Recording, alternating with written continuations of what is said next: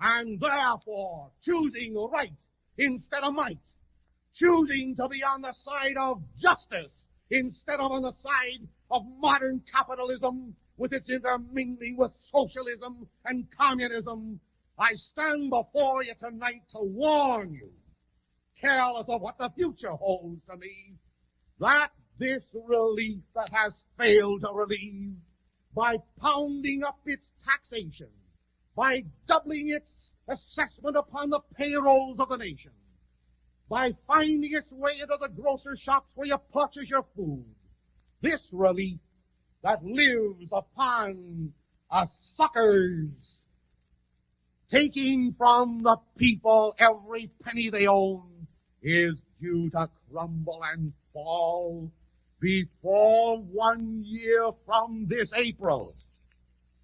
You think you know what depression is? You people living on the WPA envelopes.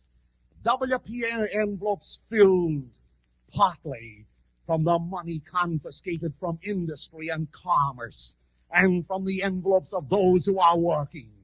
How long can that last? It can't last forever. There's no bottomless pit to that spending. You WPA workers and those of you who are living upon the dole system, how long can it last for this Federal Reserve Bank to invent and coin and issue its own bogus money against the debts of a nation?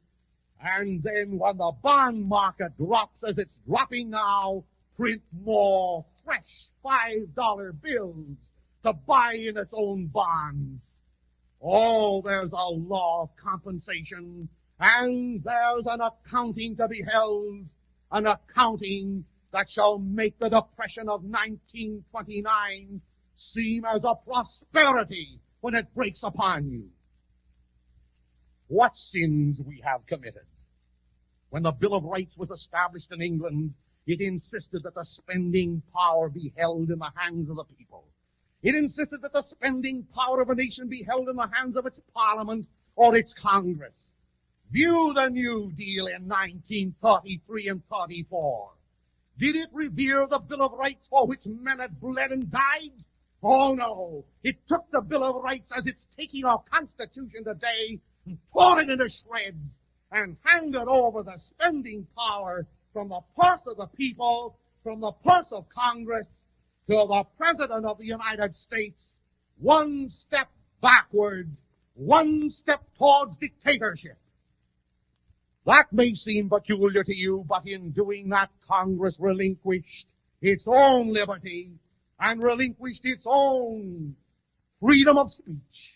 Since that day, since the chief executive of the nation has the full spending power of billions of dollars, Congress must bend its pregnant knee before him. Congress must become a rubber stamp Congress, or else be rubbed out of existence in the line of patronage. Oh, patronage! Oh, partyism! Save us from those things. We who once loved patriotism, we who once loved democracy, we who once proudly raised our heads, favoring justice with a heel upon us, ready to spawn and crush every injustice.